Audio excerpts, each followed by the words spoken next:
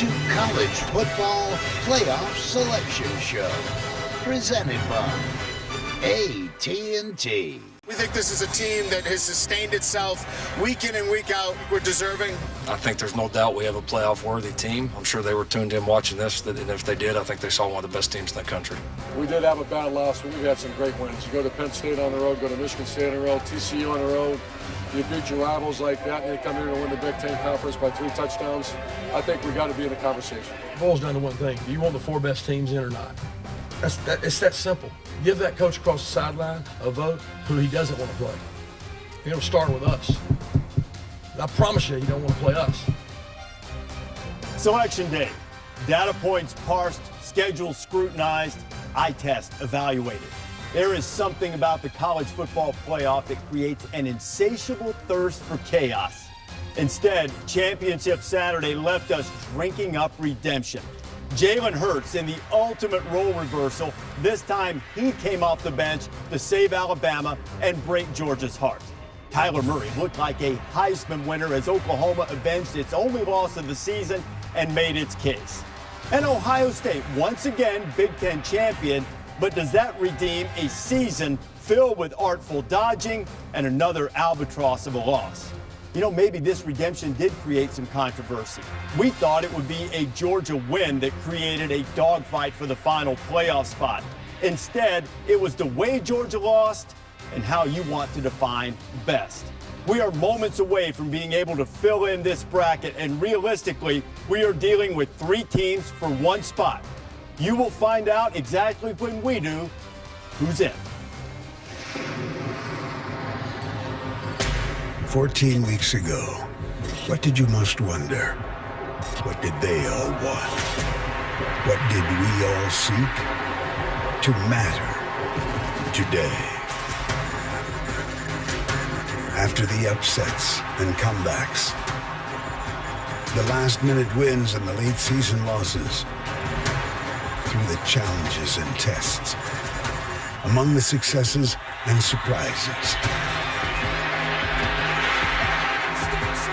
to be the answer to the question, the proof to the doubt, the fact to the theory, to be made, elected, chosen.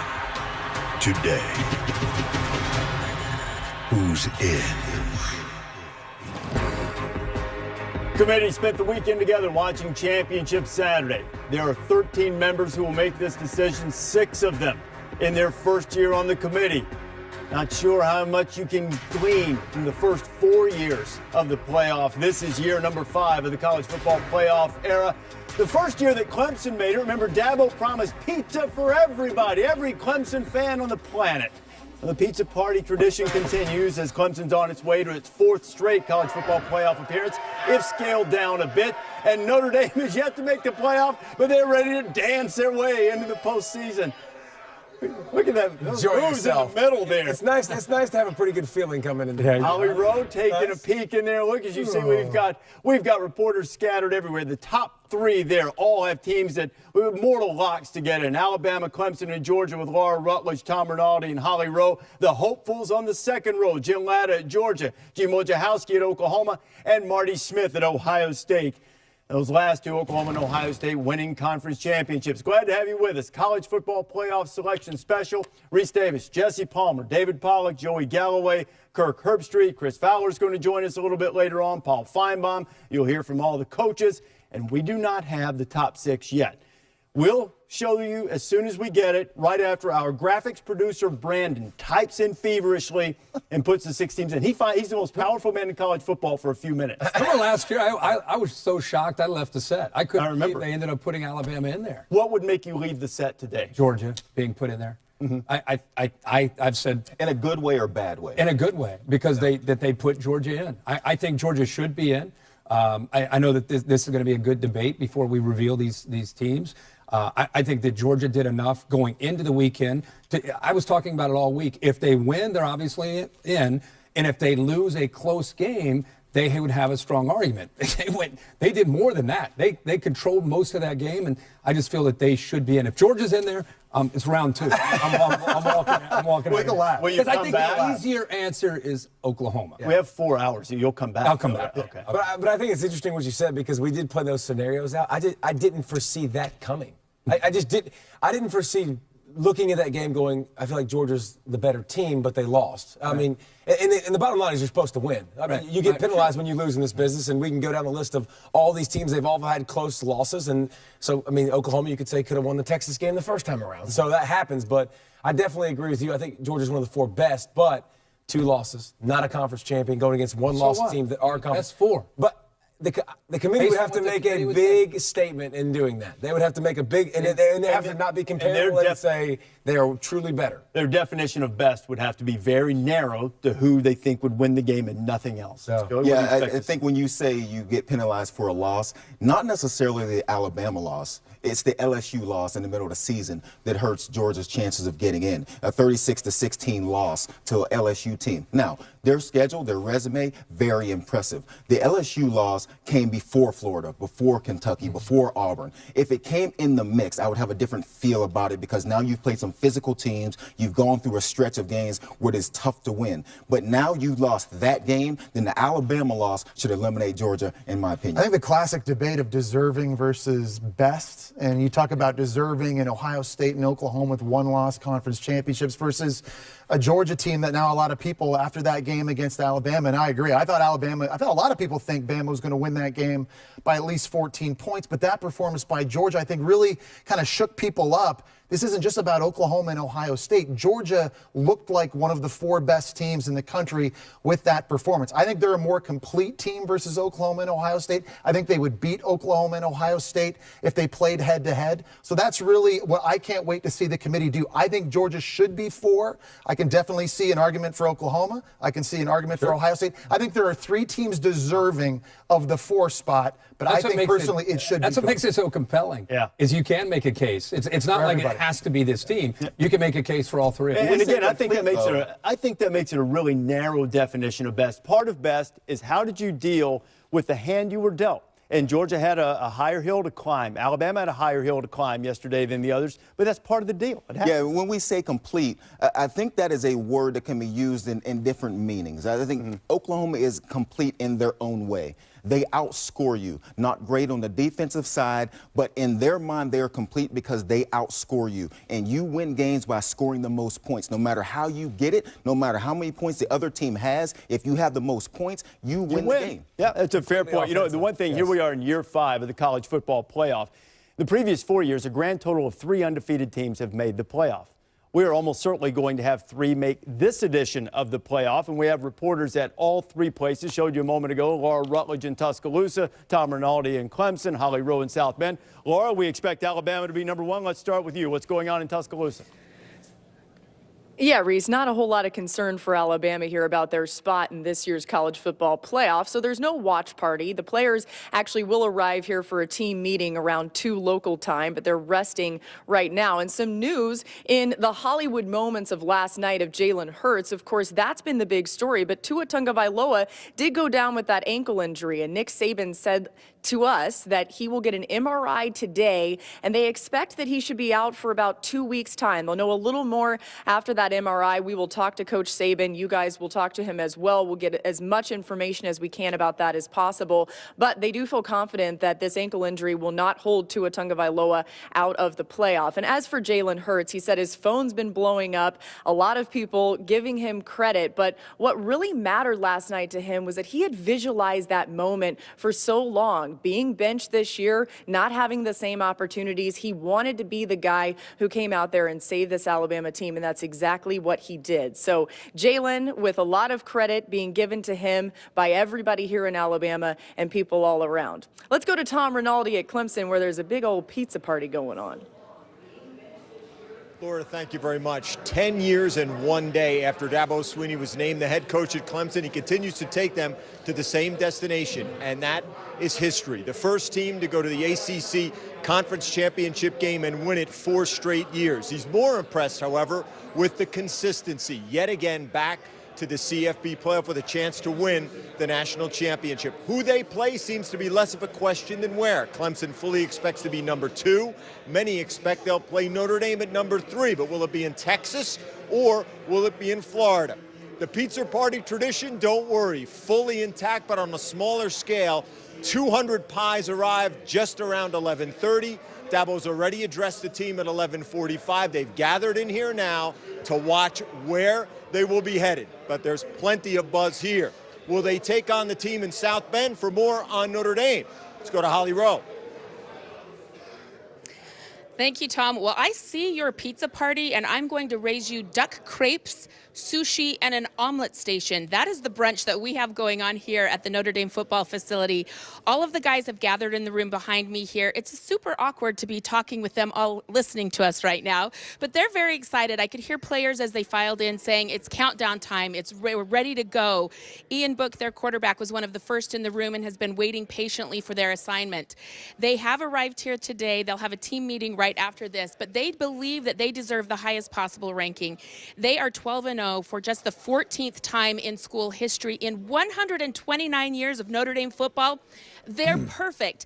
Take that for a complete body of work. They are a complete team ranked in the top 30 in both scoring offense and defense. So we'll see what happens for Notre Dame, but they're pretty excited here. And I have to say the duck crepes were a pretty nice touch. Rece? Holly, who knew that Brian Kelly followed a menu that has a hashtag Eat Like Jesse? That's right. Black truffles and foie gras for your playoff party. I don't even know what that is. I don't even know I'd be at Clemson eating the pizza. Yeah, this might not settle the Irish stomachs quite the same. Now, among the teams that are fighting for that last playoff spot, if you look at the hypothetical lines on a neutral field, Georgia would be favored against Oklahoma. Georgia would be favored by a touchdown against Ohio State. Oklahoma and Ohio State, Oklahoma by a field goal. Notre Dame would be an underdog to all of them. All three teams would be favored by at least a field goal. More importantly, what would the over-under be? The way those teams can score. Some of those, it might be quite lofty. Here are the reporters from the three teams that are the hopefuls to get that final spot. Jen Latta is at Georgia, Gene Wojciechowski in Norman, Marty Smith in Columbus. Jen, we start with you and the Dogs who had that heartbreaking loss yesterday. What are their expectations today? Well, I can tell you this, just like the bus ride from Atlanta to Athens last night, it is incredibly quiet here at the Dogs practice facility. There will be no watch party, so certainly no duck crepes happening here. There wasn't one last year either, though, if we're being honest, and that was when the Dogs were essentially a lock to be in the college football playoff after winning the SEC championship. They did not win the championship last night. In fact, it was a hard-fought, tough, very close loss that now has people wondering if they deserve a spot in there. Kirby Smart was on our airwaves last night at about 1 o'clock, again, making a case for why the Dogs should be in. Right now, he and his coaches are upstairs in their offices. They're having meetings, looking over film, getting on the recruiting trail, as a lot of teams are wont to do at this point. Will this be the year that they are back in the college football playoff and have a chance to go after one of these national titles that you see here on the wall behind me? You know, that 1980 year that you see, that was a matchup against Notre Dame that happened to come in the Sugar Bowl. Why is that apropos? Because you're hearing Sugar Bowl as a possible destination for this Georgia Bulldogs team if, in fact, they are not one of the teams in the college football playoff, Rece. Jen, Georgia Open Lightning strikes, and they get in for the second consecutive year. Gene Wojciechowski is in Norman, where Oklahoma just won the Big 12 championship. Sooners trying to get in the playoff for the third time in 4 years. Gino, how would you describe Oklahoma's level of confidence that their name will be called? Well, Rece, greetings from Norman, Oklahoma, where if things turn out the way they think they will turn out here with Lincoln Riley and his team, Alabama, Nick Saban, Jalen Hurts, they will never have to worry about buying a dinner in this town ever again. Lincoln Riley is confident, but not overconfident. How did he find out about news of Bama beating Georgia? Well, he was actually in his car with his wife, Caitlin. Caitlin was scrolling through the phone as they were driving back from Oklahoma City to Norman after arriving back from the Big 12 championship. She's the one that saw that Bama had taken that late lead. So again, yes, confident, not overconfident, Rece. And here's the kicker. You guys are going to announce this around, 12:30 Eastern time. Well, Lincoln Riley is scheduled to get on a plane here 11:30 local time and fly down to Dallas for a handful of recruiting visits. So if you guys don't announce it on time, He's getting on that plane, and he won't know if he's in or out until he checks that phone when he lands in Dallas. Gene, sent Lincoln a quick text. Tell him we do not have the rankings in hand yet. Graphics producer Brandon doesn't have them. We're waiting like everyone else. We expect them somewhere around the bottom of the hour. And Air Sooners should have Wi-Fi on there, so Lincoln ought to be able to check out the results once he gets there. Gene Wojciechowski in Norman, he'll be there with Oklahoma's reaction to whatever the news is. Marty Smith joins us now from Columbus. Ohio State, like the Sooners, hoping to get their third playoff berths. The Buckeyes, Marty, left out last year. They had a second loss. This year it's only one loss, but it's still a bit of an albatross because of the magnitude of it. What's their level of confidence? Rece, the fans certainly not the only people wondering who's going to get in. Urban Meyer asked me multiple times last night, paint the playoff picture for me. Who did what? What is our opportunity? And I said to him, why do you deserve an opportunity? He pointed directly to two things. Number one, conference championship. He puts tremendous weight on the value of winning a conference. He said it time and again last night, said it to me, said it to the assembled media after the game. And then there's the other side. It's the emotional year that they've had here in Columbus, Ohio. It's been tumultuous. It started with controversy. They lose their coach. They get their coach back. They lose to Purdue. Then they beat their arch rival at home, who was the fourth-ranked team in the country at the time and the number one ranked defense at the time. And then you manage the emotional aftermath of that win. Urban Meyer told me it was a genuine emotional hangover, and win the Big Ten championship. Again, he puts tremendous weight on that, and he said to me, we might be the best conference in the country. It's going to be interesting to see if they get in. Nobody's here yet at the Woody Hayes Athletic Center. There's no watch party, no players, no coaches. We expect them to trickle in as the day progresses here, and when they arrive, we'll get their thoughts on what their fate is, Rece. And Marty, we will see. I think many might take exception to the idea that they were the best conference in the country, though in the preseason we thought it might be that way, but the Big Ten had a few teams that did not live up to expectations. Here are the pros and cons of the teams that we're talking about that we expect to be the ones considered. And look, UCF deserves all the credit in the world for winning 25 in a row, but I don't think that anyone on our panel, and likely not in the room based on what we've seen, think they rise to this level.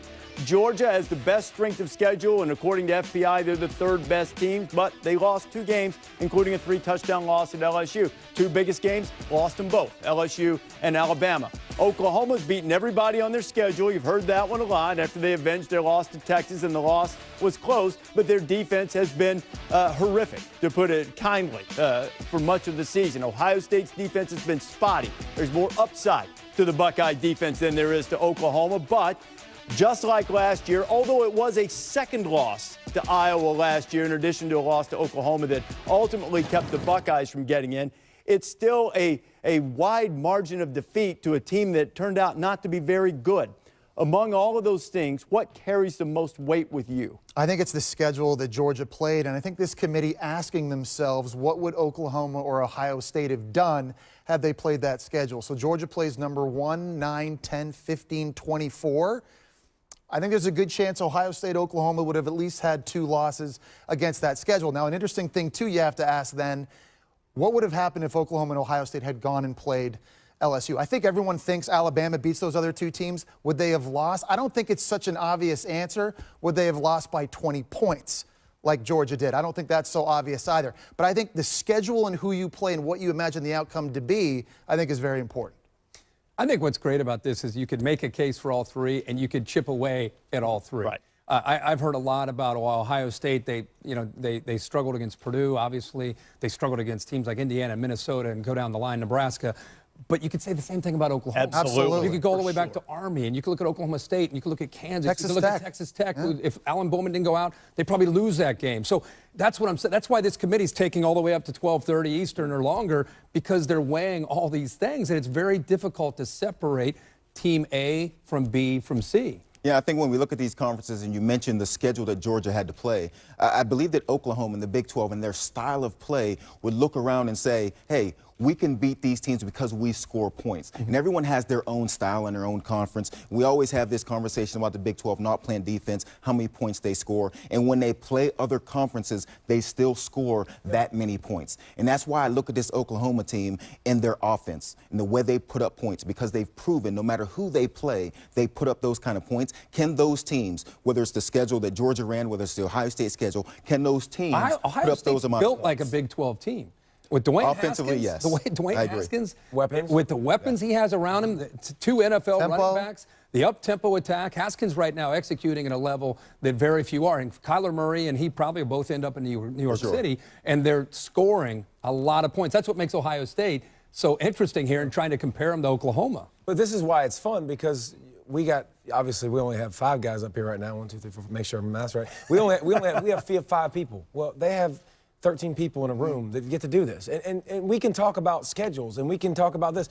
The eye test for all these people are going to be different. And what they see and what they place a premium on is going to be different. Like you talked about offense, and the committee has talked about they're blown away by Kyler Murray. You should be. It's awesome to see. You can only be blown away. It's really fun. Yeah. And now you can also go look at teams like Georgia and Ohio State. They might make the degree of difficulty week in and week out for offenses like that. With guys in the trenches that they have, they'll make it more difficult for Kyler Murray. They'll get more stops. Can the defenses get stops? This is why it's awesome. And it's so fun. This is why this is the best sport in America, because we get to do this at the end, and your eyeballs are different than mine, different than yours. All these discussions, all these different criteria, all these different things. If the coaches in that room, in that room, 5 of them. If they say, if the committee looks at them and they say, Coach Beamer and everybody else, who would you not want to play?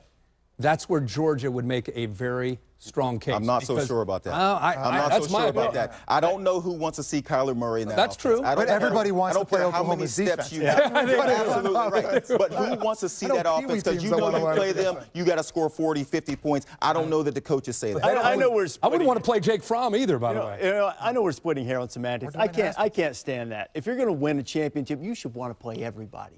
Play them, bring them on. I know it's semantics, and I know what you mean when you say it. We don't have any rankings yet. Play anybody. Bring them on, kids. Bring them on. All right, Chris Fowler joining us now. Chris, we've talked a lot about this issue. We talked about it on Scott Van Pelt's show last night about how to determine what best means in terms of evaluating who gets that last spot, assuming there is only one spot left. Yeah, what's maddening, Rece, is that sometimes different criteria are applied when it's convenient. If you want to punch holes in Oklahoma's resume and their defense, you can easily do that. Same thing for Ohio State. If you think Georgia would beat them head-to-head, that's fine. But then you don't want to use that argument when you apply it to Notre Dame, because people believe that a 12-0 Irish team are a lock to go in. And yet, as you pointed out, head-to-head on a neutral field, would they really pick Notre Dame to beat Georgia or Ohio State or Oklahoma? You can't go by who Vegas would pick to win, in my opinion. I guess I have to punch holes in Georgia's resume. If I think Oklahoma belongs in, and I do, the results have to matter, and they have to matter a lot. And I know their schedule was tough, but if the best thing you can say about Georgia is that they played Alabama really, really tough, that's not enough for me. They went to Baton Rouge, hard place to win, of course, turned the ball over 4 times, got outgained by a lot, and lost by 20. Bama went in there 129-0. I know Georgia's got elite talent. On the hoof, they look gorgeous. It's a great team. But if you have to make the tough choices, I would just lean to the team that avenged its only loss, won its conference. Yes, the defense is horrific, used a good word, but the offense is also historically elite. And there's lots of different ways to win football games, and they almost outscored Georgia last year, didn't get the job done. But I would put the Sooners at 4. Yeah, so would I, Chris. And I would say that at times the defense has been horrific. They've also made plays. They came up with a safety, came up with a couple of touchdowns in the close win against West Virginia. Fowler's going to be with us a little bit later on. Thanks for being there, hanging out, Fowler. We still don't have the rankings just yet, but we do have Paul Feinbaum joining us right now. So, Paul, in the heart of your SEC territory, last year 2 SEC teams got in that had not played before. And now, if Georgia's included, you potentially could have a 1-4 rematch in the semifinals. What's your reaction to that potential, and is that the way it should be? I think that's the way it should be. I don't think that's the way it will be. And I think because there are so many other factors involved and the political aspects of it, this committee, or someone on this committee will get to.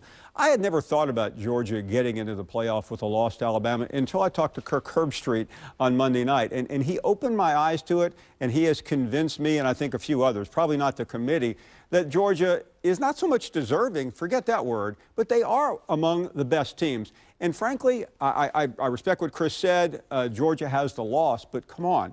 We're looking for the best 4 schools in America. Georgia is one of those. We're going to penalize them because they lost to the best team. Well, who else would have lost to Alabama last night? I think pretty much everyone else, perhaps not Clemson, but I think Alabama would have beaten them too. So that's where I land. I think if the committee does put Georgia in, it will open Pandora's box, which I think college football is not ready for. They don't want to have all these conference champions get left out. So in a couple of minutes, I think we're going to see Oklahoma in there, Rece. And we don't have the rankings yet, Paul. I'll tell you this. There has been no discussion whatsoever among the commissioners or university presidents for expansion. I'm told there is no appetite for it. You want to see some people get hungry? I mean hungry fast. You let Georgia pop up on number 4. There will be university presidents and conference commissioners and ADs who are hungry to expand this thing sooner rather than later because they will perceive that the SEC is getting an unfair advantage. Heather Dinich covers the college football playoff and the selection process as well as anyone. She's been following this down in Grapevine, Texas. Heather, we don't have the rankings yet. What's the last day? What's this morning been like for the committee? Well, I've heard that they met until about 1:30 a.m. Central, and I was told by somebody in the room that they felt really good about where they left with their voting in their top 25 this morning, but that there was still a lot to be discussed. They came back around 7:30 Central, had breakfast, and went right back into the meeting rooms. I think they went right up to the buzzer. I can tell you this, Selection Committee Chair Rob Mullins is waiting to take my seat, so I'm going to get out of the way and let him have it. All right, Heather Dinich reporting from the college football playoff headquarters there in Grapevine. Okay, here are the selection committee members. Rob Mullins, the athletic director at Oregon, is the chair. 6 of these folks are new. It's their first year on the committee, so precedent might not be the same. No 2-loss team has been in before. And I'm told we just got the rankings. Graphics producer Brandon, it's on you. You're the most powerful man in football. Get it done. We show you when you get back. College Football Playoff Selection Show is presented by AT&T. More for your thing. That's our thing. And in part by Allstate, reminding you that football season is mayhem. Welcome back to College Football Playoff Selection Show, presented by AT&T. Oklahoma, Georgia, Ohio State. Who's in? National Championship Trophy presented by Dr. Pepper. That is the prize for the winner of the college football playoff. This is the 5th year of the 4-team playoff to determine college football's national champions, selected by a 13-member selection committee. This is the criteria used to rank the teams. This is unless you believe a team to be unequivocally better than the teams they're being compared against, conference championships, strength of schedule, head-to-head, outcomes of common opponents without incenting margin of victory, though they should. A 30-point win is better than a 1-point win. It just is. And other relevant factors, which gives them some latitude to exercise some subjectivity, which is a departure from the old BCS days where there was a formula, spit it out, and got the answer. We're going to be on TV for the next hour. No commercial breaks are there in that neighborhood to parse this and talk about it. Really? Done 4. Joey didn't know that. Well, he should have done a bathroom break. Before the next, I don't know if Herbie can hold it that commercial long. breaks. Before the next commercial break. Yeah, because we're going 4 strong. 4 strong today. We have the top 6. We don't have the entire rankings, but we're going to show you the top 6, and here they come. This will be interesting. The first one will be interesting. It will be. The rankings presented by AT&T. The number 1 team is Alabama. 5 years of the playoff. The Crimson Tide in for the 5th straight year. Nick Saban's team has won this college football playoff twice, trying to do it back-to-back. For the 4th straight year, I imagine we're going to see the Clemson Pizza Tigers. party. at number 2. Pizza party's excited. All right. How many of those pizzas is Dexter Lawrence eating by himself? He gets 4 pies himself. He in 42. You get 4. Hey, son, Tigers you got 2 more games. Tigers make their 4th straight college football playoff appearance. They won the national championship in 2016, and there's Clemson at the pizza party. That is a much more subdued reaction than we got a few years ago. 4 years in a row. It's not as exciting. Not only who's going to be 3 and 4, but who this ends up being will dictate where Alabama and where Clemson end up playing in their game. And by the way, that has not been determined yet. We don't have the answer to that yet. Part of it, the reason for that will probably be told when we see who number 4 is. At the moment, let's see if Notre Dame held 3 without playing yesterday, and they did. So in the first 4 years of the college football playoff, we had a grand total of 3 undefeated teams included. None of those teams ever won the national championship. So unless whoever winds up 4 wins it, we'll have our first undefeated champion of the college football playoff era. Notre Dame and Clemson. Notre Dame and Clemson be a great game. Last time they played in the rain, it was a great game. Went down to the wire in Death Valley. Yeah, it was. Notre Dame pushed them hard. Will they be able to do so? Again, we don't know where that national semifinal will be. It will be on December 29th. So it turns out the committee was thinking much like us, at least in terms of 3 teams for 1 spot. Before we reveal those, let's look at the comparison, some of the numbers. As I told you, there's the eye test. There's some subjectivity involved here.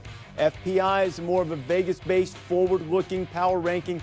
Who do you think would win the game? In that category, Georgia has the edge. They also have the edge in strength of schedule, but in strength of record, meaning how you fared against your schedule, it is Ohio State ahead of Georgia, followed by Oklahoma.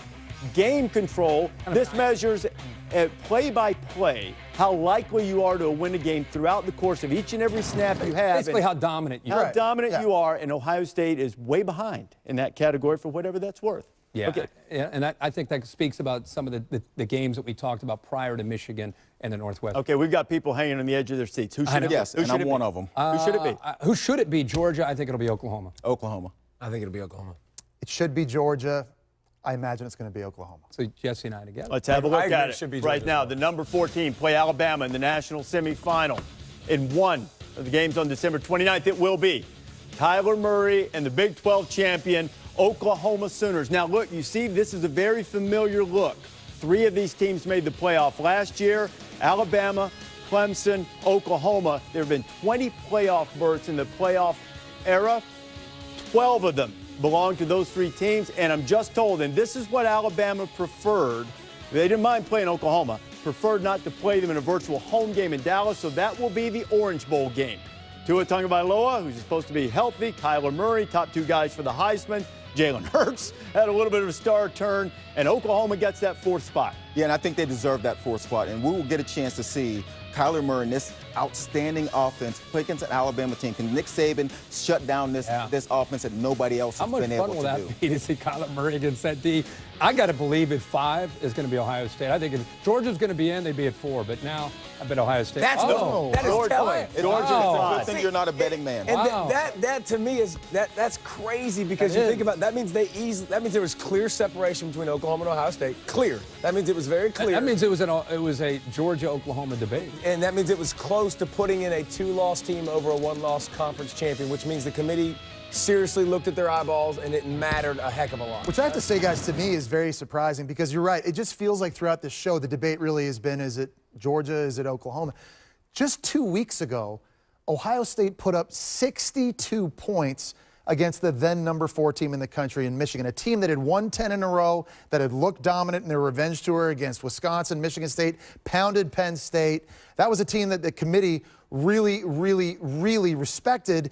They didn't have the same result in the Big Ten title game against Northwestern, but that was a big-time statement for them. I just think it was too much too late. They were number 10 in the country 2 weeks ago. Oklahoma and Georgia have been 5, 6, 4, and 5 respectively. It was just too much ground for Ohio State. I think the separation was set up, though, just in what we saw Tuesday, with Oklahoma being number 5 and Ohio State being number 6, and Oklahoma going on to play at number 14 Texas, while Ohio State is playing number 21 in Northwestern. So everything to that point, the Michigan win, the Penn State win, the TCU win, was all calculated on Tuesday and put into, and the ingredients were Oklahoma's a better team. So then the only last point that to be added was a better win by Oklahoma. Georgia sort of jumped in between that, but I don't see there was a path for Ohio State to jump Oklahoma with adding Texas and Ohio State adding Northwestern. You know, it'll be interesting to see when we talk to Rob Mullins, and we're going to be on for about the next hour without commercial interruption, and we'll ask Rob these questions. Remember, this is a little bit different than what we all grew up with 60 some odd people voting in polls. You only have 13 people. It doesn't take that many people to sway the vote or change minds, so there might not have been this big separation, and they don't necessarily just go 1 versus 1. The way they vote, you're always in groups of 6 whittling down to 3. So they may compare in the discussion, but they're not just saying, are you taking them or them? It doesn't go that way. I also think a couple weeks ago, if we go back a couple weeks before the Michigan game, you also saw a UCF team jump over Ohio State. And I thought it said a lot about the committee's thoughts about what they thought about Ohio State's inconsistencies. Yes, they were winning, but they had the blowout loss that the committee obviously they're going to frown upon. It's a bad loss to a decent team. And then you also had played inconsistent. When UCF jumped up, I mean, I think you kind of knew right there that Ohio State, the committee, the way they thought about Ohio State, it was well behind those other teams that were in front. I guess I'm still caught up in the Oklahoma and Georgia discussion, not so much Ohio State. Ohio State, as you guys all said, they had a long way to climb despite those solid victories against Michigan and Northwestern. I think the committee has said that 2 losses is too much for Georgia to overcome. Not being a conference champion is too much to overcome. So this is a historical moment as far as evaluating the committee and moving forward, because the eyeball test, to me, clearly Georgia is a top 4 team. 3 of the 4 or 5 people up here, and maybe, Rece, you even think Georgia. I do. On the eyeball test, you think Georgia's a better team. But Right. the 2 losses and not being a conference champion is the only reason we're going to keep Georgia out. Right? It's the 2 losses and the fact that there's no big win to offset them. I understand that. That's the thing I think But their that strength of separates it. schedule Understood. is better than anybody. But at some point, you have to go with what is instead of what might have happened. And somebody else would have to play at Alabama or LSU. And if we're truly saying, let's just find the 4 best teams, regardless of record, regardless of how they looked in their last game, whether they won or lost, then I do believe that Notre Dame has to be in that conversation on who is the 4 best teams. And besides what Vegas said, where Notre Dame would be an underdog, whether it's Ohio State, Oklahoma, or Georgia, Clemson, Alabama, separated. Everyone else, if we're not worried about wins and losses, we're not worried about the 2 losses. We're not worried about the 0 at the end of Notre Dame. They need to be in a conversation if we're trying to find the 4 best teams. Because if that is the case, then I don't believe Notre Dame deserves to be there. That's the one thing I've wondered about you. You've been adamant that your eyeballs tell you that Georgia is one of the 4 best. Right. Yet you had Notre Dame in. And I don't think your eyeballs tell you that about the Irish. They don't. Notre Dame would be in that mix with Ohio State and Oklahoma.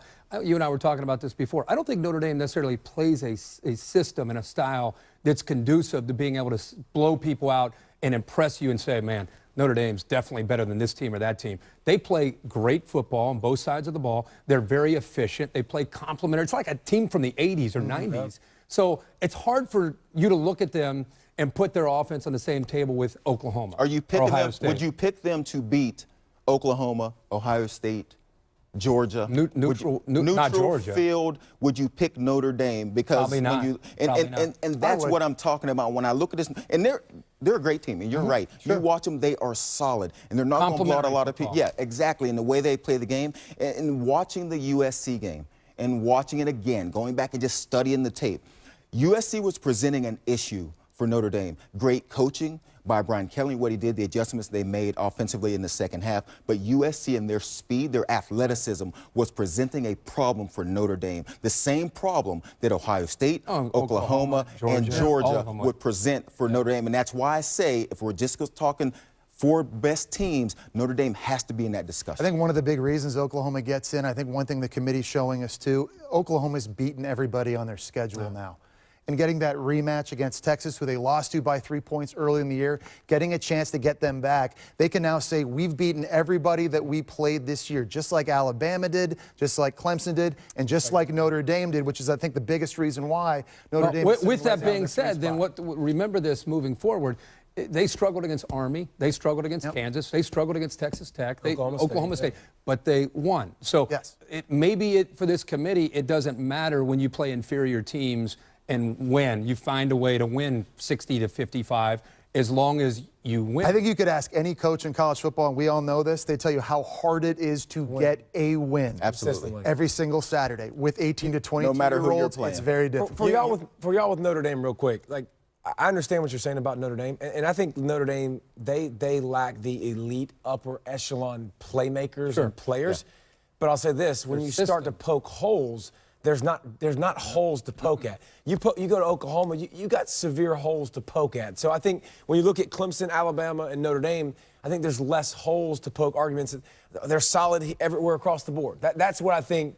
When you start discussing, I think it needs to be brought up about Notre Dame that they've been consistent, they've won all their games, and there isn't a glaring weakness in their game that you look at and say that they're really deficient or really bad. If you're just going to go on what's happened during the season, this would be a great year for the BCS. 2 teams. 2 teams? Yeah. There are 2 teams who've separated. Yep. You know, and done everything. The Roy bus? The Roy bus? Yeah, the rest of y'all. Yeah, that's right. There's Alabama, Clemson, and the rest of y'all. Yeah. Now, that doesn't mean that they can't lose. For Oklahoma, with that offense, they're capable of beating anybody. I mean, absolutely. So, And with that defense, they've shown they're capable of losing. That is true. Alabama playing a 60 to 50 game. There were 2 times before. before. Yeah, it's going to be There were fun. 2 times before when we got to this point where I kind of looked at the 4 teams that got in and kind of thought one of the teams really had no shot. In 2015, Michigan State, I didn't think they had a shot against Bama. And the next year, Washington against Bama, I didn't think they have a shot. I think with these 4 teams, I think they can all win their semifinal matchup. I do, including Oklahoma, because of Kyler Murray and that historic offense. Yeah, It'd be fun to watch. Oklahoma's only the 2nd team in the playoff era not to finish in the top 4 of the playoff prediction, of the strength of record, I should say. They finished 6th in there. So we're going to have the second one. The first one was Ohio State in 2014, who was a 4 seed, who beat Alabama #1, and went on to win the national championship. A little historical perspective. Rob Mullins, who is the chair of the College Football Playoff Selection Committee, joins us now. Rob, we spent a lot of time since last night talking about who would get that final spot among the teams that aren't undefeated in the Power 5. How would you describe the discussions as it pertained to Oklahoma and what gave them the edge over Georgia and Ohio State? Well, we spent considerable time on it, as you might expect. And in the end, you know, 1-loss conference champion with their only loss being in a neutral field, close loss to a ranked team, which they avenged in their conference championship. As we've talked about the last several weeks, obviously, dynamic offense. And, you know, their defense has made some big plays in the last couple of weeks. We've had a robust discussion. I asked you this last week, and candidly, you dodged it a little bit. How do you define best? How narrow is that definition? And how much of it is based in the room on who you think would win the game if these 2 teams play? Because Vegas thinks it, we think it. A lot of us would pick Georgia to win these games head-to-head. How is that discussion handled? Well, I mean, there's a lot of discussion, and as you might expect in the room, we're looking at full body of work. We understand the charges to get the 4 best teams, and when you're looking at all of that, every bit of that matters. Eye test, data, all of that gets discussed. And I can assure you that every combination was discussed in the room. There was at least one member on every one of these combinations for 4, 5, and 6 that was represented a case for each of those teams to be 4. There was strong debate. There was even division in the room. And you know, we went early into the morning and got back at it again after a couple hours of sleep. So how did Georgia then wind up between these 2 1-loss conference champions? Well, just as I said, every combination was vetted, looking at their full body of work, their resume side by side.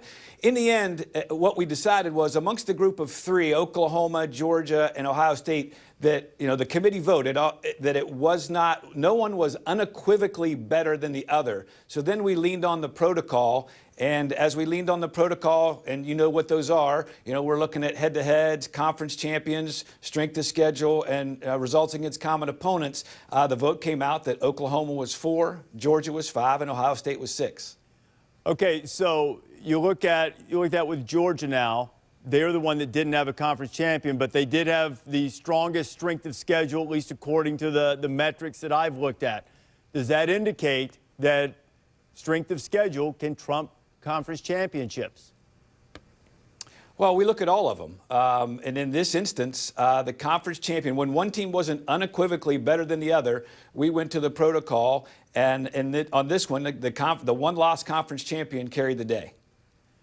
And Rob, we've talked a little bit about Notre Dame too.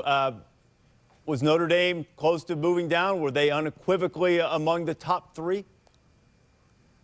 There was a discussion relative to all of the top 6, but absolutely Notre Dame was discussed in that 3, 4, 5 range as well. And the committee felt that they deserved, with their 12-0 record, their body of work, wins over Michigan, wins over Northwestern, win over Syracuse, balanced team, that they deserve that number 3 ranking. All right, Rob Mullins joining us. Rob, thank you for your time all season. Look forward to seeing you during the college football playoff, and appreciate you answering these questions for which often there are no concrete answers. Exactly. Rob's going to join us a little bit later on. Rob Mullins, who is a gentleman and the chair of the College Football Playoff Selection Committee. Chris Fowler rejoins us now. So, Chris, you and I have discussed this. We both anticipated and thought it should be Oklahoma. What was your reaction to the decision, what Rob had to say about it? Well, Rece, I thought the answers to your questions were interesting, because no matter what he says, the explanations are going to be flawed in the minds of people who support Georgia and Ohio State. Interesting that Georgia landed between 2 conference champions. I agree that it was a close call. I agree they would have fallen in that same cluster. You're splitting hairs, and they went with the team that won a conference championship, not the team that maybe the football people in the room thought would win head-to-head. So the status quo in terms of no 2-loss teams getting in has been maintained. I think Kirk's point is a good one. Maybe we'll get the breakthrough. Did politics play a role in the era we live in? Many millions of people will be convinced that politics did play a part, that they didn't want to put 2 SEC teams in this bracket again and deny 3 power conference champions a place in that bracket. So I'm satisfied with the 4. Looking forward to the matchups. Certainly have a couple questions. I think Saban reassured people that Tagovailoa's injury is not serious, the ankle injury, the latest of his injuries, because he hasn't really been healthy all season. My question on Oklahoma's side would be, Marquise Hollywood Brown looked to have a foot injury that he was distraught about, in tears, in a boot after the game, being consoled by the school president. I know you guys will chew on the matchups coming up, but I wonder if that played a part, because without their best receiver, that offense isn't quite as elite as it has been. I certainly hope that, given 4 weeks, he can get healthy, but you doubt if it's a broken foot that he's going to be ready, and that could be a key part of that matchup. Now, not definitive, Chris. There have been indications this morning from Norman that we received that they do expect Hollywood Brown to be ready for the playoff. Now, you know, we're always, if true, we're always cynical this time of year, and you don't want to give the committee any little extra thing, so we'll see. But the indications were that that was the case. All right, Chris Fowler joining us from South Beach, as we now know who will play in the college football playoff. Clemson is going for the 4th straight year. The Tigers, with that vaunted defensive front, Farrell, Wilkins, Austin Bryant, all stayed in school. Dexter Lawrence didn't have a choice, but they all came back and wreaked havoc for the most part. Kelly Bryant started the season as a starter, saved them at Texas A&M, but then decided to leave so he could maintain his redshirt year and play, because Trevor Lawrence emerged as a burgeoning superstar, ACC Rookie of the Year. ETN led the ACC in rushing. They clobbered Pittsburgh last night to win the ACC championship once again. And going to the college football playoff, and let's wonder what Dabo thought when found out that they were going to go to the playoff and take on Notre Dame. Dabo's selfie dancing.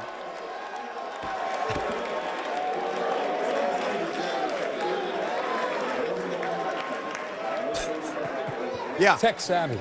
There we go. He knows it. Tech savvy. Millennial. He's a millennial. And we're joined now by the head coach of the Tigers, Dabo Swinney. Dabo, congratulations on making the playoff again. First of all, what was the motivation for those moves? Just making the playoff or finding out your opponent? What was the motivation for what? The moves that you just put out there, those dance moves you just put out. I don't know. It was spontaneous. We're just excited to be in the playoffs. Man, this is what we work for all year long, and you know, to have an opportunity to get together with our team and celebrate with all of our families, this is a big deal. And we're ready to go to Dallas, man. I've never been to the Cotton Bowl, so I'm really looking forward to it. Yeah, have an opportunity to play in AT&T Stadium in Arlington. It'll be a tremendous venue for you for sure. Great opponent in Notre Dame. You know quite a bit about Notre Dame. Played a great game with them just a few years back. How much have you seen of the Irish this year? Well, we've had a couple of common opponents, and actually got a chance to study them a little bit. Obviously getting ready for Pitt, but what a year Notre Dame has had. I mean, I think Coach Kelly is Coach of the Year. I mean, it's amazing what they've done with the schedule they've played, to be able to go on the road and some of the venues that they've had to go and win at. Just congratulations to them. We're looking forward to a great matchup. We got an unbelievable amount of respect for Notre Dame here at Clemson, and obviously a couple years ago we had an epic battle in a hurricane, so we won't have to worry about that. We'll be in a great dry environment, and should be a lot of fun. 4 of the 5 years, Dabo, in the playoff, it's become the expectation at Clemson. Why is it important to you to continue to make sure you celebrate that type of achievement? Well, listen, every year it's a new journey, it's a new team. Nothing carries over. It's great what we've done in the past, but you got to prove it and you got to earn it every year. And I just think it's important to celebrate your season. And, had we gotten beat last night, we'd still be here. You need to know that. We still had this meeting planned because we still would have celebrated our season and be excited about wherever we would have gone for the postseason. I just think it's important that we don't ever lose sight of that and that we have great appreciation for this moment. Man, these guys and our staff, they put in an enormous amount of work and just heart and effort and commitment. They've been grinding since January last year to get here. So this is where we are, and we want to. It's a big deal. Now we got pizza. I mean, we're low budget here, but pizza still works. Hey, get off that wallet, kid. That was plenty. It's plenty for you. Hey, listen. Since the start of October, oh boy, you guys. You got yourself a hat. Put it on the correct way, Coach. Put it on the correct way. I want to make sure I got it on right, but they say Dallas is a nice place, so. Get him a toothpick. Get him a toothpick down there. We're ready. This is a Rinaldi prop right here. You better wear that thing the right way, or a certain Coach Stallings will be all over you for wearing a hat the wrong way, right? Yeah, I got to get my boots out. I got to work on my apparel. Never been to Jerry's World. Excited about it. Our guys are excited about it, but we're gonna paint Dallas orange. Dabo, they'll take those $2 bills down there. They'll spread them all over the Dallas area, I'm sure. Dabo, congratulations. Yep. Thanks for being with us. And let me tell you one last thing. When you go to Dallas or the Dallas area, you're not riding that Roy bus, pal. You're up front on the front bus. Oh, we're still on the Roy bus. You're not. We're still on the Roy bus, but we're glad to be on it. Hey, come here. Show me that back of that shirt right here. Look. This is y'all staff guy right here. Look, he even knows we're on the Roy bus. Wiley. But that Roy bus has a great parking spot, though. It's been there 4 years. We need a bigger back there from Wiley. We couldn't read that. Hey, Dabo, thanks. Hey, appreciate y'all. All right, buddy. Coach. Dabo, congratulations. Hey, Case, look, I know you're going to follow us all season. ROY, Roy, stands for the rest of y'all. He said it was Alabama and the rest of y'all. DirecTV, more for your college football thing, providing fans with a look at Clemson's celebration after winning the ACC championship against Pitt last night. Look, Christian Wilkins. He didn't break out the split yet. I can do the splits. That's coming later on. Hurt myself watching him do that. I should see Kirk do that. That's amazing. Yeah, right? Do that before game day or after game day. That's a hard thing to do. And you saw Dabo flare up a little bit last week, bristling. It was a message to his team, but bristling at some of the contention that beating South Carolina for 5th straight time at 21 wasn't good enough. But they're able to maintain that joy. I think it's a hard thing to do, Kirk. Absolutely. I mean, this is a team that I think keeps their foot on the accelerator despite all the success. Incredible senior class. Think about what they've accomplished. 4 ACC championships. 4 playoff appearances, already won national championship, and they don't let up. And I think that game against South Carolina, much like some of the games in the past, helped them refocus and get ready, not just for the Pitt game, but for Notre Dame and the national championship. And I think the fact they got here with a true freshman quarterback in Trevor Lawrence, to me, is one of the greatest stories, I think, in college football since I've been here at ESPN for 12 years. Coming from a guy that's played as a true freshman, I can tell you it's very, very humbling.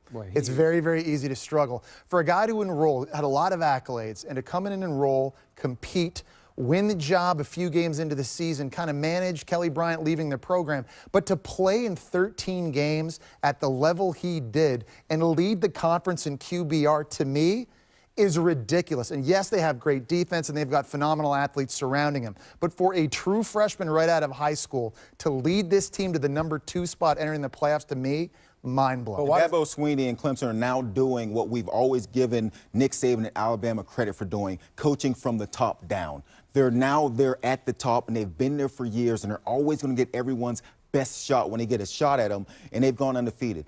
The switch at quarterback, not just the fact that it is a freshman quarterback, but the guts to make that call. In the middle of a season when you're winning games, you change quarterbacks because you're looking ahead to this moment. And you're thinking, how do we get better? How do we win a national championship? Not just the ACC, but how do we get to the top? Got there last year, couldn't pull it off. Now, how do we win it? Go with a passing quarterback, even though a freshman, great gutsy call. It's worked out. Now we see what happens next. But that's why, to me, that's why they're here. They're a talented team, just like a lot of teams in the country, but it's because of that interview. It's because of Dabo Swinney. It's because of the way he talks to his players. Listen, we've seen so much. How many interviews are coaches going to do that right now? I mean, are you going to get Nick Saban to do that? Are you going to get Urban Meyer to do that? What, Dan? Rinaldi could. Are you going to get Chris Probably. Peterson to do like? It's hard to enjoy the journey. There's so much to do always. That guy always enjoys the journey, and his kids enjoy the journey. He said they were going to celebrate this regardless. They're going to celebrate a great season regardless today. To manage all the success and all the turnover and all the talented guys you lose every year, and to be able to keep all those defensive linemen was because of the head guy. It starts with him. It's the culture that he's been able to It's unreal. Win or lose, it's the culture. Should say this. Kelly Bryant being replaced by Trevor Lawrence, what we've watched from him, had everything to do with the playoff loss last year to Alabama as much as it had to do with his performance against Georgia Tech or anybody throughout the season. So they knew what they were doing when they moved 16 in there. Now we'll see if it pays off when they get ready for this playoff. And you talk about the journey this year, David, and we talked about the key game early at A&M. Kelly Bryant plays early, makes a big throw, comes back in the game, though, in the second half, runs, makes a couple throws to get the win. What about Chase Bryce? Fourth and 9. A redshirt freshman quarterback. Had the vest on. Had the green vest on when they called him. He had to fill the vest to go in. A really good a team in Syracuse that ended up being way better than anybody else thought. Trevor Lawrence goes down early. Let's get the redshirt freshman with the vest to go in, and then late in the game on fourth down, thread the needle, spin the magic bean, and help keep this team's undefeated season alive. What's happened at quarterback for this program all year long is so hard. It's just so hard to fathom and explain how they're able to overcome that. And I tell you who wanted Georgia to get in would have been Clemson and Notre Dame. Wanted Georgia at number 4.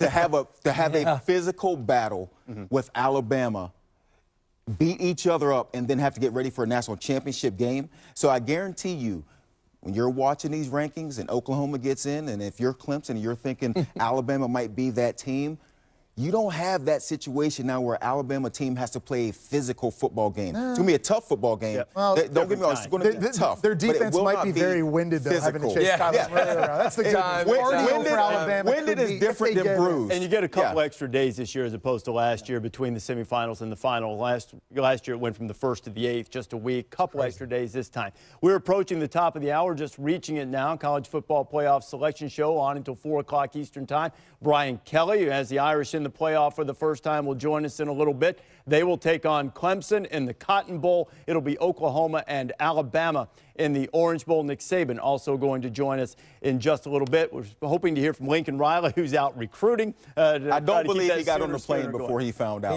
the rankings. Or if they do, he has Wi-Fi on the plane. Yeah, he had to know. Yeah, that's an expensive plane. There's some Oklahoma oil money out there. That plane surely has Wi-Fi. Notre Dame took it out on Michigan in the season opener, winning by a touchdown. They really controlled that game, maybe a little more than the score indicated. Michigan made a late run.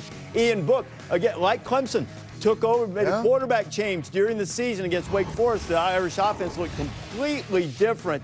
It trailed in the second half against Pitt. Now, this was during midterms week, and I know unless you're a Notre Dame person, you probably don't get what that means. They're always flat that week, rallied to win the game. They have undefeated seasons, only the 3rd time in the last 30 years, including once when they won the national championship in 1988, and the other time when they played for it in 2012, and they go to the college football playoff for the first time as Brian Kelly joins us now. Brian, what was it like for you to not have a game yesterday, to know you'd finished an undefeated season and know you were likely to get in the news that you're going to be in the college football playoff? Boring. I'm a football coach. We like to work. I had to do a lot of chores around the house. You're on recruiting. you know, my wife had a ton of things for me to do around the house, so I would have rather been coaching. What was the one thing you didn't want to do around the house that you ended up doing yesterday?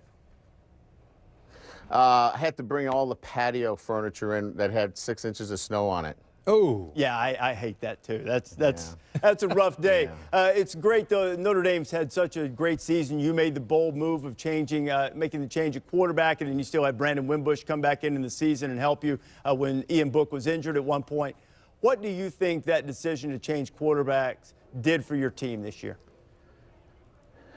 Well, you know, we have to look at it, you know, as a whole, what it would do for us. And we were playing too many snaps, really, especially on defense. I think our defense was on the field for Vanderbilt for close to 90 snaps.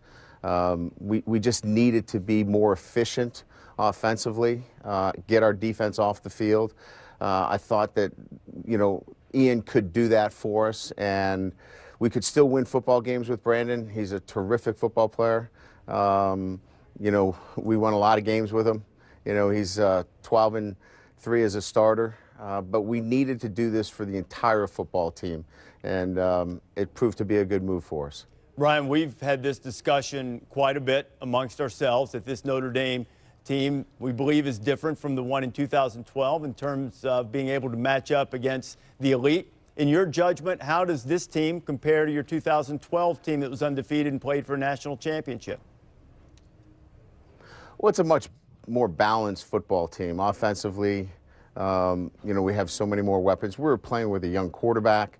We got there on really the shoulders of a defense. And keep in mind, we played in 2012, maybe arguably one of the most physical football teams in the last 20 years in that Alabama team.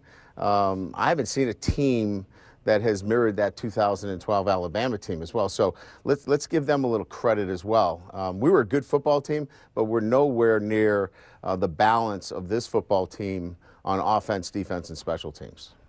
You get a shot at Clemson now, also another physical team. I'm sure with the number of ACC opponents that you play over the course of the season, the fact that you played Clemson a couple of years ago, that you know something about them. What have you seen from the Tigers this year?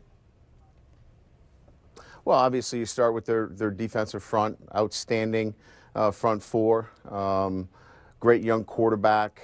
At the end, at the running back, it's, again, look, I think of the top four teams, I think they're a combined 50-1. So when you get to this point, these are all really good football teams. Offensively, you know, they have all the weapons, but defensively, you know, they have those as well. So we know who we're playing. You know, Dabo's done an incredible job of building a consistent elite football team year in and year out. But we know what we're going to get, and that's the great part about it. So our guys are excited about the opportunity, and we continue this journey that we've been on since January. Brian, you've made some significant changes in the way you approached your program. You talked to your players, you listened to them. Those adjustments in the way you relate, your involvement with all aspects of the team, what's it like for you now to at least in some level see that pay off in this opportunity to make the playoff? Well, you know, we're 22-3 in our last 25 games. So this has been, you know, 2 years of sticking to a process and a plan that, you know, anybody in business or a CEO, when they needed to make a pivot or an adjustment, you know, to their company and wanted to see that come together, I'm seeing it come together in a positive way. So we had to make some adjustments, certainly, and those are never easy. They're hard, and to stick with them, I'm proud of our staff and our players that they have been consistent in their approach to the adjustments and changes that we've made. But the one thing that we've done is that we've stuck to the mission. That's to graduate all of our players and to win a national championship, and that hasn't changed. Brian, congratulations on this. Look forward to seeing your team compete against Clemson in the Cotton Bowl coming up on December 29th. Congratulations, my friend. Thanks, Rece. Appreciate it. All right, Brian Kelly, head coach at Notre Dame. We take a look at the Fighting Irish and their road to the championship. Brought to you by Mercedes-Benz. undefeated regular seasons in the last half century. Lou Holtz won the last national title for the Fighting Irish in 1988, 1973. They had an epic game against Alabama in the Sugar Bowl and won the national championship in the Associated Press. Now 2018, they'll take on Clemson in the college football playoff era. Notre Dame, do you see a big difference in what level of challenge they'll give to Clemson as compared to what we saw in 2012? It'll be better. 2012 was bad. This is a better Notre Dame team. This is a more skilled Notre Dame team. And I think just what Coach said is right, the quarterback spot. I don't think Ian Book is he isn't the dynamic player like Kyler Murray or Tua or even Trevor Lawrence. But he's a point guard. He's a distributor. He'll get the ball out of his hands. They got big wide receivers on the outside they can take advantage of. And I'll say this, their passing game versus Clemson's secondary will decide the ball game. Nobody's going to line up and pound Clemson. I don't think any of us think that will happen. But I think now with Ian Book at quarterback in the system playing these games, spreading the ball around, go after Clemson's safeties a little bit in the back end, I think they'll have a chance to have success and keep the game close. Brian Kelly's one of the best coaches in America, and it showed in the USC game in the second half, the adjustments they made. And every time I've watched this Clemson defense, as outstanding as they are, at times they lose the running back out of the backfield. One of the adjustments that Notre Dame made against USC, throwing the ball to Dexter Williams out of the backfield. USC brought a blitz, they hit the back of the backfield, down the sideline for a huge score. And so this matchup gets interesting to me because this Clemson defense, as outstanding as they are up front, they like to blitz. And so they'll bring blitzes from different places. The attack of Notre Dame and getting the ball to their backs out of the backfield, not just run it, but throwing it to them, is going to be an interesting wrinkle in this game to see who can win that matchup. I've had both these teams quite a bit this year, and I think the personality of the two teams fit. I think it's going to be a good battle. I think Ian Book is the wild card to me because what Joey's bringing up as far as the style of offense that Notre Dame plays, if you have a quarterback that can buy a little bit of time, because Clemson does take risks. It does leave their safeties one-on-one and at times leaves their corners one-on-one. David brings up the taller wide receivers from Notre Dame, Chase Poole and Boykin. Those are matchup nightmares. The big tight end Mack is a tough matchup. So I think, can they contain Ian Book? Can they slow down Dexter Williams, try to get Book into obvious passing situations? I think will be a big factor. Tell us about Claypool. Just shout out to Chase Claypool. He's Canadian, by the way. I just want to get that in real quick before we continue.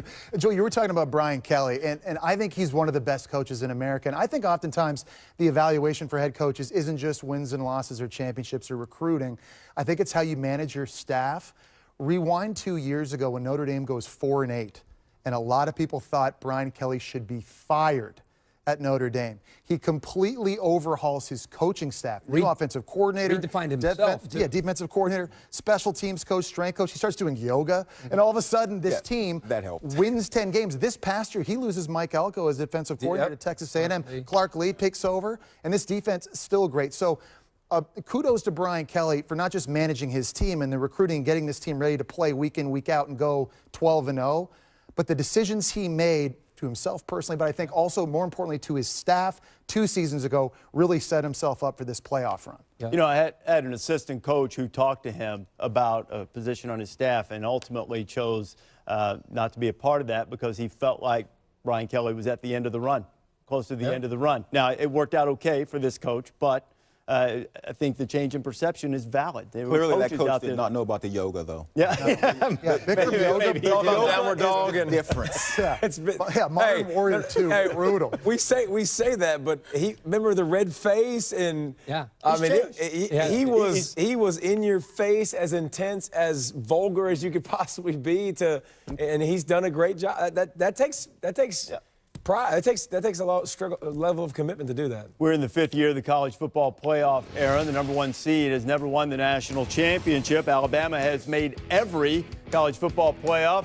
Well, quarterback controversy early, at least quarterback competition might be better, as Tua Tagovailoa took over for Jalen Hurts and had the most prolific season in the history of Alabama quarterbacks, single-season record for touchdown passes in the race for the Heisman Trophy. Alabama become the highest-scoring team in SEC history, and they outscored SEC opponents by 261 in the regular season, and then had the epic comeback against Georgia to win the SEC and to move back into the college football playoff. As we take a look at the plan to play, brought to you by Northwestern Mutual, and we're pleased to be joined by the head coach of the Crimson Tide, and Nick Saban. Nick, it was quite a comeback for your team yesterday, and you could sense the emotion from you afterwards. What made you so emotional about seeing Jalen Hurts have that opportunity and then come through? Well, it's really kind of unprecedented in college football for a guy to go win 26 games and then not have his job anymore. He's done so much for this program. I think he's handled things with such high character and class in the way he's supported his teammates this year. It was great to see him get an opportunity, even though Tua has been one of the best players in college football all year long. It was great for Jalen to take advantage of the moment, and he did a fabulous job when he got the opportunity to get in there those last 2 drives. And what do we know about Tua's injury right now, where that stands? Right, well, we did an MRI this morning. He has a high ankle sprain. The way we've treated those here, and we think Dr. Andrews and Dr. Kane do a really good job with our players, is, to scope those things, and it helps the healing process. Most of the guys that have had this done, it's about a 2-week deal. So, hopefully by the time we start practicing again, Tua will be, back on the field and ready to go. You had this matchup against Oklahoma, and like your offense, they too have been among the most dynamic offenses in the country. I think many would say your 2 offenses have been the 2 best. How much have you seen of Oklahoma and Kyler Murray in this offense? Well, I haven't seen a lot, but I've heard a lot, and I did watch a little of the game yesterday before we went to our game, and they're pretty dynamic group. They've got a lot of weapons. They make a lot of explosive plays. We played against him a little bit when he was at A&M, and he is a very dynamic guy in terms of his athletic ability, his quickness, his ability to make plays with his feet, and he's turned into a really, really efficient passer who has good skill guys to make good plays to go along with the rest of their weapons. Coach, I'm just curious, the story about Jalen is it's almost a Hollywood script. What did you say, if anything? I know things happened very quickly when he went out, or maybe after. Was there an exchange with you and him about the moment before or after that you'll always remember? Well, what I said to him when we went out on the field, I said, this is your time now. All right, this is what we've talked about all year long, that this may happen at some point in time, and you're going to have the opportunity. That's why we've played you a lot. To get you ready for this. This is why you worked all year to improve, and Jalen has improved a tremendous amount this year. So it was great for me to see. I love both of these guys. They've done great things for our program, and I hated that Tua got hurt in the game, but it was very, very emotional for me to see Jalen have the opportunity and take advantage of it, and our team and our fans respond to him in a positive way. Along those lines, Nick, as the last Hail Mary from Georgia fell incomplete, the camera cut to you, and Jalen reached in, sort of kind of hugged you and said something to you. In that moment, do you remember what he said? I didn't, because I was in a position for some reason that I couldn't see whether the ball was incomplete. I saw it get tipped, but I didn't see where it went. So I didn't know if they caught it, we caught it, nobody caught it. So I was a little bit like, and we've lost games. I've lost games as a defensive coordinator and head coach on those, and won games on those kind of plays. So I never take them for granted. So I wish I would have hugged them back, and I certainly would have if I'd have known that ball was incomplete, but it took about 2 seconds for me to figure it out. Well, your team had blown out everybody, and yesterday was a completely different type of test. How does that benefit your team going into the playoff? I think there's a lot to learn, but I think people sort of characterized our team as a little bit of front runners because we always got ahead in games and didn't ever have to play from behind, really didn't get in that many close games. But I think this, says something about the competitive character of the team, because we didn't execute extremely well in the game on either side of the ball, but played hard, kept fighting, and got the momentum of the game in the end and made a great comeback. So I think this speaks something about what this team is capable of when they get in a tight game or they get behind in a game. They can show the resiliency to come from behind. And Nick, congratulations on making the playoff again. 5 years of the playoff and 5 times you've been involved. And congratulations on the SEC. Look forward to seeing you in Miami. All right, thanks, guys. Have a good day. All right, Nick Saban.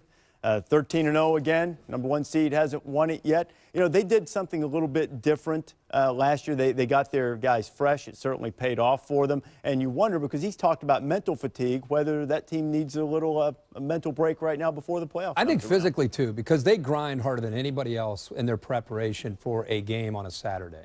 And I think this team probably benefits the most, not just physically, but emotionally and mentally, because of the way they prepare for an opponent. I'll tell you what, I think that we keep talking about Kyler Murray and what he can do to the Alabama defense. I think on the other side, I wonder if this is going to be one of those games potentially like the Big 12. Remember we saw Georgia play Oklahoma last year, and we thought, all right, now we'll see how the Big 12 does against the SEC. And Baker went up and down the field for much of the game until in the second half. Now we get a chance to see another Big 12 high-profile offense now against Nick Saban. I can't wait to see that, but also can't wait to see the other side of the football. And I think that's important because the hardest thing to do, and you could tell it shell-shocked Georgia last year, is to prepare for the tempo. It's not human. Like, it is not – there is no amount of practice. You can get 2 balls out there, and you can go over here, and you can go over here. They run plays so fast. With they know the what they're doing. With great execution and getting those first downs and then getting you again and tempo you again. It's always, to me, like Georgia in the second half, once they realized the tempo and got settled in, got their calls, they played a lot better. So that first half of the game, the preparation now, getting people healthy, you better tempo the crud out of practice. And I'm not telling Nick anything he doesn't know. I'm just saying, like, that's the biggest deal is that pace is, it's just, it takes your breath away and it suffocates you. I think one of the things at least Alabama has going for it, though, in this game is they've got an offense that's explosive enough, they feel like, to score, I think, with Oklahoma. And we'll have to see what the injury situation is at quarterback, if Tua is good enough to go. I guess the good news for him, the high ankle sprain being on his right ankle, that's not his plant foot throwing. He's a lefty quarterback, obviously, so that might help in the recovery. But we've said all along, this might be the best team Nick Saban has had because of the weapons on offense. And obviously Tua plays a big part of that, but it's the guys around him, too, at wide receiver. And it's not just in years past a Julio Jones or an Amari Cooper or a, Calvin Ridley. They've now got Judy, Ruggs, Smith, Irv Smith at tight end. Waddle's a true freshman who can beat anybody in the slot. So I think that this could be one of those, we're talking about this type of game like we saw last year between Oklahoma and Georgia. I think regardless of who's playing quarterback for Alabama in this game, we're going to see a lot of points because Oklahoma's defense has struggled that much. For the first time last night, we saw Alabama look human. You know, offensively, they were dropping passes. Jerry Jeudy dropped a pass. Smith dropped a pass. Tua threw 2 interceptions, came into that game having thrown 2 on the season, throws 2 in this game. So we see this Alabama team all of a sudden look human. And you wonder, like you mentioned, is it the mental fatigue? Is it the getting up every single game? And now they get this break. And during this break, they have to change everything they thought on the defensive side because they have not seen an offense quite like this one. And then offensively, do you change what you do? Because now you have to score. You know, you mentioned that they got 6 straight stops against Georgia to win that game. The defense did, yep. Can't see them get 6 straight against an Oklahoma team. And so you have to be on all cylinders on both sides. And we could see Alabama in one of these Big 12 type of scoring games where it might take 40, 50 points to win. They had a couple of those against Ole Miss back in the day, and against Clemson. Clemson a couple years ago in the championship game. I mean, it was not. But you know, this Oklahoma offense different. Agreed. But you remember that game against Clemson, and you made a great point that year at halftime of the game. You counted the number of snaps. Through 80 snaps, Alabama had held Clemson to 14 points. That's nothing. But between 81 to 99. He scored 21 points and won the game. And we were showing pictures of the defensive lineman hands on hips. They're tired. Isn't it incredible, the consistency with Alabama now in the 5th playoff? But we always talk about the talent they have and the saying it's not about the X's and the O's, it's the Jimmies and the Joes. Consider there's not a coach on the field for Nick Saban that was part of the 2015 National Championship team. And when you win 5 national titles in 9 years, you're going to lose Kirby Smart, you're going to lose Jeremy Pruitt, you're going to lose Lane Kiffin. We'll just bring Mike Loxley in on offense. And you might lose him now. And Coach Tosh comes in on defense, and here they are. I've always said the one thing I do in this job that I would do for free, the one thing is the spring game that we get to go to and be on the field next to Coach Saban and listen to him coach. It is amazing the knowledge, the attention to detail, and you talk about changing coaches. I don't know of another person who could handle changing coaches like that, but because his attention to detail and his football knowledge, he's coaching every position when we're down there, and it's great to just listen to. If Lee Fitting heard that, you don't have to pay him. Next year, go for free. I'm barely getting paid anyhow. I'm working for peanuts as it is. I don't know why that matters. You've got your first check in the NFL. I'm sure I need it hasn't been cashed. Okay, it's Alabama and Oklahoma. Lincoln Riley, contrary to what you believe, Lincoln Riley did in fact get on that plane to go recruiting, and he's going to call us when that plane lands to talk about their playoff spot. But here is how he reacted. I guess this is Air Sooner 1. If it's not, I'm making it up. What did we have some audio from that? Sooner Nation, we just got some great news before we take off. Can't wait to play again. Boomer Sooner, see you soon. Boomer Sooner. I thought Before they took off. Yeah, I just knew that there's no way they were going to be in the air and not find out until they got to the other side whether they got in or not. They're way too efficient for that. Lincoln said that he had great news for Sooner Nation. Hey, Lincoln, they were watching us. They already knew. Hey, Chris Felica, the Bear, banging around over here. Bear, you got some opening lines for these college football playoff semifinal games? Oh, we have two of the three biggest lines ever in the college football playoff. Oh. A 14-point favorite over Oklahoma in the Orange Bowl there, and Alabama, or rather Notre Dame, an 11-point underdog against Clemson in the Cotton Bowl. So I have a feeling that's going to be the classic battle of the pros versus the Joes and the sharps versus the public. I think Notre Dame as an 11-point underdog will be very attractive to the public. We know how that usually winds up. All right, let me ask you this. If you're putting those two games on Bears' board right now, I know you can change your mind before the morning of the 29th.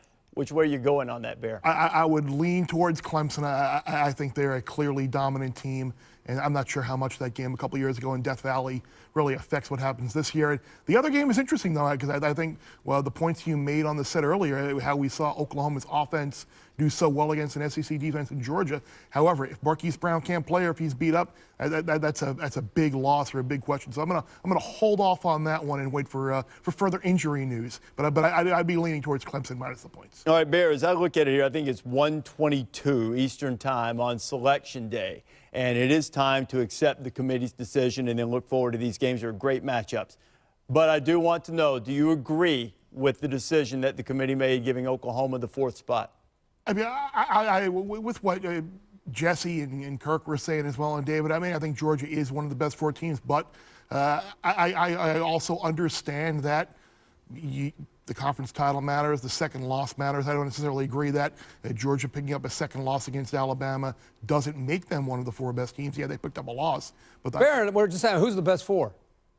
The best 4, Georgia's probably the 3rd best team in the country. Oh, okay. And I think the committee didn't put the best 4 teams in. The committee put the 2 best teams in with Alabama and Clemson. They put a clearly deserving, really good, undefeated Notre Dame team in at number 3, and then they put a good but flawed 1-loss conference champion in over a good but flawed 2-loss non-champion, who's probably better.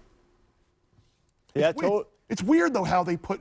I didn't get what Jeff Mullins, Rob Mullins rather was saying about you using conference championship to determine between Georgia and Oklahoma, but you have Georgia ahead of Ohio State, and Ohio State won a conference title. Yeah. I just didn't understand how you They should have been Georgia 4 or between 6. either they're 4 exactly. That logic. Yeah, I think what it comes down to with that is it comes down to the vote, and then Rob is left to explain the vote. Yeah. You know, I mean, you go in there. He's trying to make everybody else's opinion. Well, right, and it's impossible to do. And you made a great point earlier when you said everybody's eyes, you have 6 new committee members, the subjectivity of those eyes is going to be different. So maybe to one, Oklahoma is unequivocally better. Maybe Georgia was unequivocally better to some who voted, and they voted in a different way, and it just wound up. I think as we move on, too, I think because the college football playoff is so young still, you're going to see new things each and every year. Last year, we saw 2 teams from the same conference get in. I think Ohio State now is the first ever 1-loss conference champion that played 13 games not to get in. So yeah, Big Ten champion is missed 3 so I years in a mean, row. maybe one year, we'll see. Will they ever take the next step and put a 2-loss team Let me tell you, the one thing that has been consistent, even as the committee has changed, you lose badly, you're not getting in. Yeah. You know, I mean, if you lose by a field goal last year. Yeah, Ohio State, Iowa, Penn State a couple of years ago, 2-loss Big Ten. And at times there's, depending on who has to step out.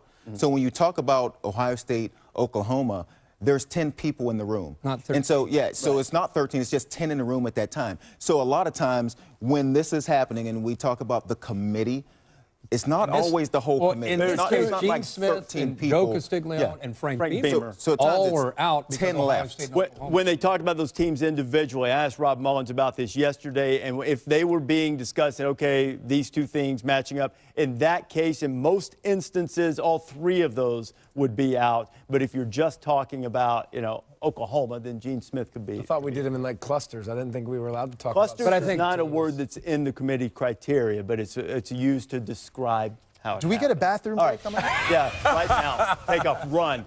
You got 2 hours, 35 minutes to go. 2 Eastern time. We'll give you the rest of the top 25. It'll be revealed. We don't have it yet. We're working on it. They'll get it to us. And then at 3 o'clock Eastern time, the committee's other charge is to get the New Year's 6 matchups, and we'll give those to you at 3 Eastern. This is College Football Playoff Selection Show, presented by AT&T. Number 1, Notre Dame. Number 2, Connecticut. Women's basketball royalty versus the reigning queens. Gino, Muffet, oh my. The Women's Jimmy V Classic, today at 4 on ESPN. This is the face of a man watching football on the super big Samsung QLED TV. A man who's needed to go to the bathroom since kickoff. The 4K Samsung QLED TV. It's not too late to save on Samsung QLED.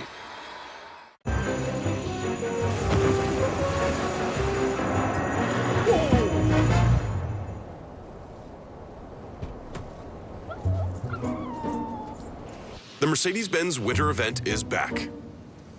And you won't want to stop for anything else.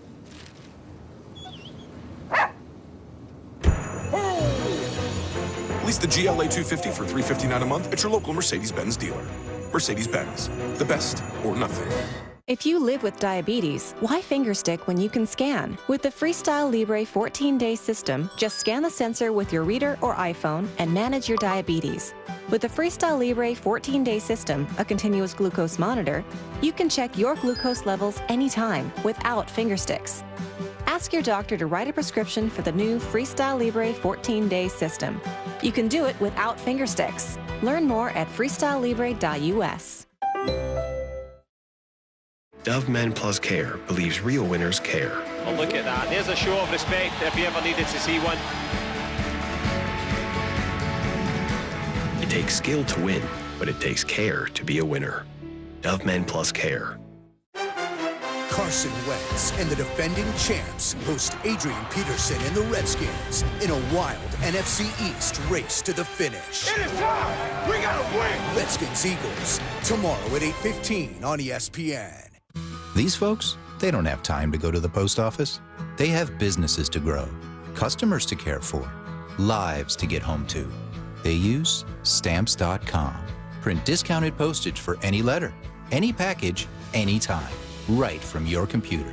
All the amazing services of the post office, only cheaper. Get our special TV offer, a 4-week trial plus postage and a digital scale. Go to Stamps.com/try and never go to the post office again. Graduation Day, a new start. Now you can begin repaying your student loans. Refinance at Credible.com, where people have saved on average $18,000 over the life of their loans. In 2 minutes, you can be pre-qualified for real rates, not ranges, from trusted lenders. Knock 7 years off my payments. Stop paying too much. 2 minutes is all it takes to see how much you could save on your student loans. Visit Credible.com before your next payment is due. Welcome back to College Football Playoff Selection Show, presented by AT&T. We're with you until 4 o'clock. Monday Night Football, Week 13, big one in the NFC East. Washington taking on Carson Wentz and the Eagles, chasing the boys after that big win over the Saints on Thursday night, 8:15 Eastern on ESPN. You can get it on the ESPN app. You can watch it anywhere. Monday Night Countdown starts 6 o'clock Eastern Time. The Capital One fan vote, which team would give Alabama the toughest test? I think it's pretty easy to say Georgia, since Georgia had them on the ropes but couldn't finish it in the SEC championship game yesterday. The team they will play in Miami, in the Orange Bowl. Oklahoma getting 26% of the vote, and UCF. What do you think about that?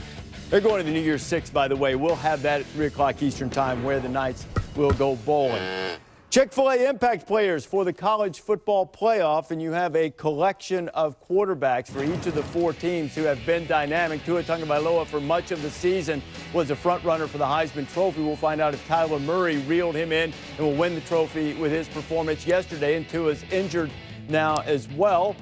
And of course, they will take on Oklahoma and then Clemson with Trevor Lawrence, the sensational freshman. When Dabo was recruiting him, he drew a comparison. He said he's not as thick yet, but reminds him of Cam Newton. Big, strong guy, big arm, long strider, fast.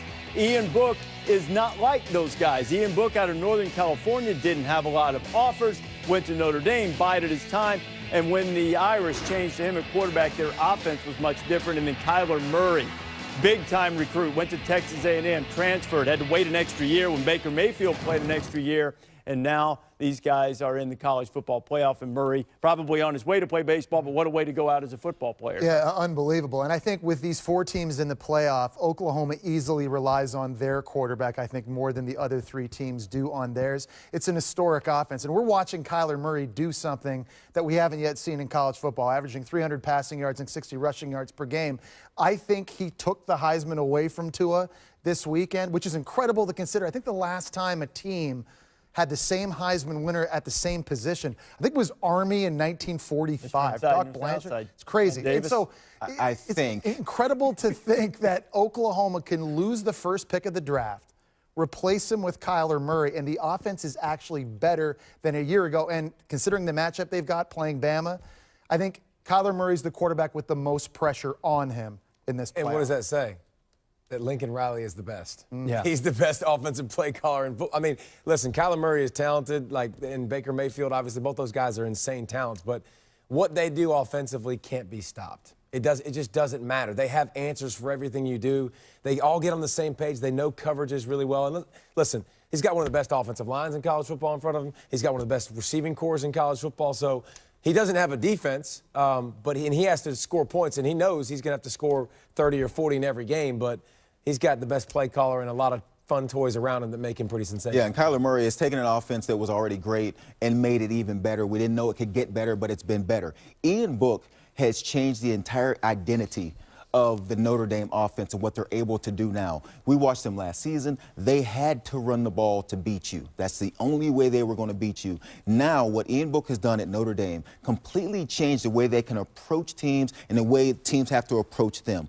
He's eliminated the safety from the box. Dexter Williams is extremely happy to have Ian Book in front of him because now you can't bring that extra safety. Now you can't see the 8-man box just to stop the run. I like what he's done. He's made their team different and a huge reason why Notre Dame's in the playoff. Yeah, I think Dexter Williams has a lot to do with that. They are much more balanced, and that threat of that running game, I think, opens up Ian Book in the play-action game. You know, I think, David, you're right. I think if you look at Oklahoma, and Baker Mayfield, that was a historical offense. I mean, the things that he was doing, and we were marveling, went on to win a Heisman Trophy, and we thought, okay, here comes Kyler Murray, the transfer, how's he going to do? Great skill set.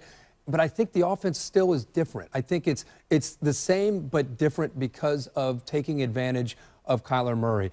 If you're looking at the NFL and you watch, we were talking this morning, the Rams and the Chiefs, and all these offenses in the college that are starting to filter up into the NFL, the guy that's really at right in the middle of that, I think, is Lincoln Riley, and the guy that I hope stays in college and doesn't go coach for the Cowboys or someone in the NFL. Yeah. He's not just the best coach in college offensively. He could be the best coach in football right now when it comes to his offensive mind. And one thing to pay attention to, they have been very, very smart with his runs. They're not running him that much. He does a great job of avoiding hits. Oh, he does. Now you've got a 2-game scenario for your season, really a 1-game scenario at a time. You can run that guy a lot more. That makes their offense even better. Well, you're playing Alabama. Good Lord. I don't know. Yeah.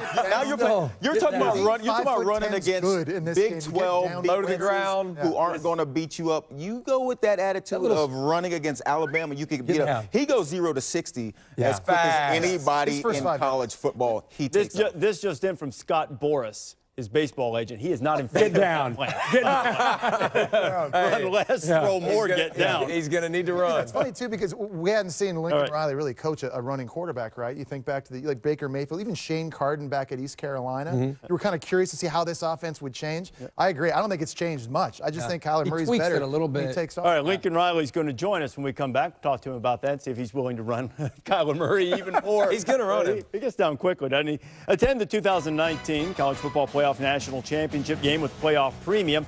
It's the ultimate fan experience. You get prime seat locations, hospitality access, various other premium amenities. Visit collegefootballplayoff.com/playoff premium for more information.